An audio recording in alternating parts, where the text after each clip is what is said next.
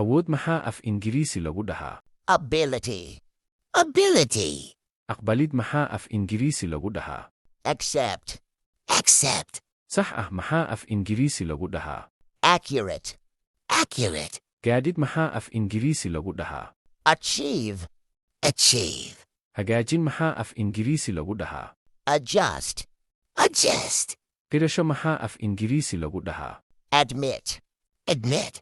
Ku baro luqadda Ingiriisiga si lacag la'aan ah oo nagala soo xiriir WhatsApp nambarka borofiilka saaran. Faa'iido maxaa af Ingiriisi lagu dhahaa? Advantage. Advantage. Talo maxaa af Ingiriisi lagu dhahaa? Advice. Advice. Saamayn maxaa af Ingiriisi lagu dhahaa?